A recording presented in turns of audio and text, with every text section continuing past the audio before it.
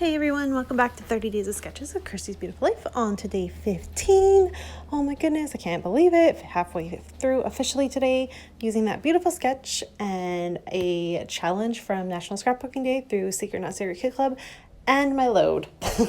So the load was for day 4 and it's just kind of a mixture of everything, and I'm just combining it all into one because I wanted to keep continuing making sure I was far enough ahead in my sketches that I don't get myself overwhelmed. You've seen that happen in my last 2 seasons series of this series, and I just did not want to have that happen to me again. I wanted to be prepared and keep like a week ahead of schedule for myself, and to do that I needed to get this layout done. I went ahead and just made my own little star here. I just traced it, made it what I felt like was going to be a really good star, and I went with it. Now, I am using Kaiser Craft, and this is Mermaid Tales, and I have been hoarding this collection for a very long time because it is one of my all-time favorites. It's just so pretty. I love anything Kaiser Craft. Pretty much, I love it. It's kind of flimsy paper. I don't love that part about it, but when you're putting it on a background that's nice and sturdy, that's fine. But I probably wouldn't use a full sheet as my background paper without probably taping it onto a cardstock I didn't care about or something. So I went ahead, made my star, and that, like I said, part was for the Secret Not Secret Kit Club. One of the challenges for National Scrapbooking Day was to use one of our favorite collections. So that ticked off that box. And then I am going to go ahead and fussy cut out some flowers. So I have this other piece, and now these are the exact same collection, and I want to fussy cut the flowers and make this like a girly star layout, because normally when I do stars, they are for my boys in some form or another. Very rarely do I do a star that has something to do with Nora or Girly.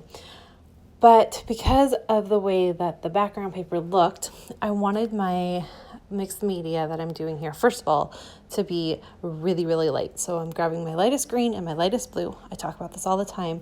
When I do mixed media, for me, my comfort zone is to take the lightest shade of that color, water it down. That way I can soak it up if I need to. And for me, that's my comfort zone and my happy place with watercolors and doing my mixed media. But I'm using these colors because I want them to blend in with the star, because my idea is to fussy cut out the florals you can't see at the moment that are more of the purple and pinks. And so I need there to be some dimension going on. And that is where these colors are coming from. If you're like, what is happening here? And so when you layer it back on, again, because it's a background, it's quite subtle, but I love it. I think it works just exactly the way I was looking. I do need to add some more. I have to add a little bit more blue and a little bit more green to make it work. But other than that, it's great. Now, I want to stitch, but I don't want to stitch on this background piece because I don't want the purple on those colors. I think it will look a little weird. So I just took my actual star piece that I used and I just stitch it with my purple that I have in my sewing machine. No hand stitching today, and it works really well. And then I went ahead and fussy cut a third of this paper. I'd say I've pretty much fussy cut out so I can use them as layering. I am going to do my very normal visual triangle in this, which you'll see because it needed it.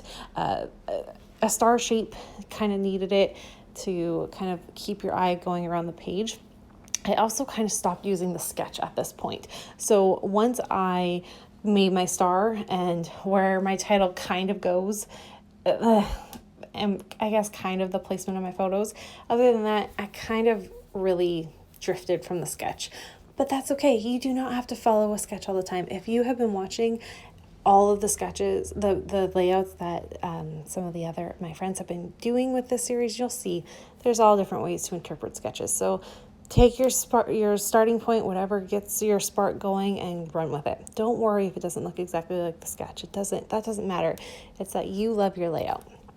Remember that. So there you go. I did that messy thread thing again. I'm pretty sure you saw that.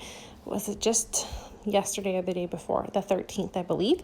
I'm digging this kind of thing. So don't be surprised if you see it in the next, 10 layouts that I do.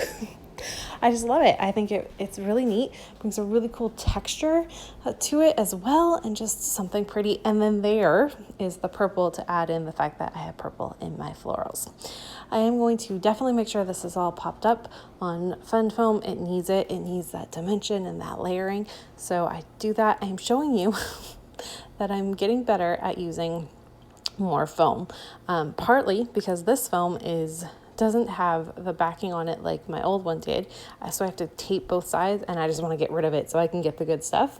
Partly why I'm using more of it, but also I do see the value of making sure everything is all covered, but you'll still see I don't use as much as a lot of people.